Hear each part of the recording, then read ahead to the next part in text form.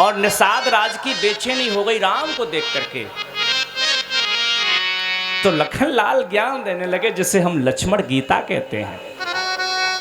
और लखन लाल कहते हैं निषाद राज, काहो न को सुख दुख कर दाता, काहो न को सुख दुख कर दाता, काहो न को सुख दुख कर दाता, काहो न को सुख दुख कर दाता, काहो न को सुख दुख कर दाता, निज कृत कर्म भोग सब भ्राता, निज कृत कर्म भोग सब भ्राता।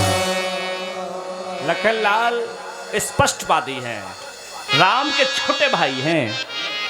लखन कहते हैं निषाद सुनो, इस संसार में कोई किसी को दुख नहीं दे सकता है और इस संसार में कोई किसी को सुख नहीं दे सकता है। कर्मण्डे बाधकारस्ते मां फलेषु कदाचन, मां कर्म फल हेतुर्भूर्मा ते संगोस्तु कर्मणि। कर्म करने में हमारा अधिकार है, फल तो पीछे मिल ही जाएगा। दुख और सुख जो मिले हैं हमारे कर्मों से मिले हैं। भगवान श्री कृष्ण अपने बाबा से कह रहे हैं, नंद बाबा से, मेरे प्रभु अपने पिताजी को एक दिन ज्ञान देने लगे। बाबा के सामने बोले, बाबा एक बात बताएं। हाँ, कि कर्मणा जायते जंतु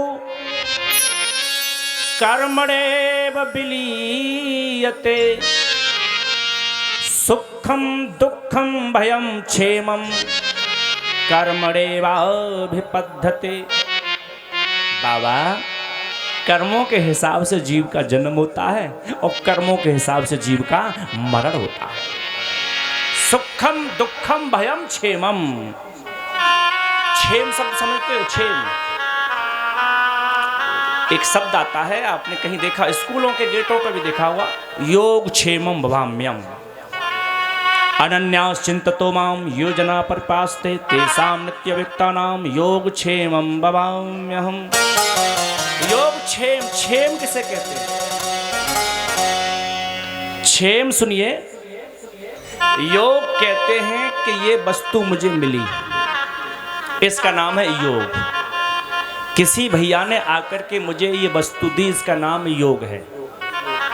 लेकिन उस भाई से हम कहें कि भाई तुम हमको पैसा दे तो गए हो, लेकिन रास्ते में गए घर तक जाने के लिए और किसी ने रास्ते में छीन लिए, तब तो भाई पीछे से ये गारंटी दे के जाए कि गुरुजी दान दे ही नहीं रहा हूं, जब तक मैं जिंदा रहूंगा तब तक अपने दिए हुए दान की रक्षा भी मैं करूंगा।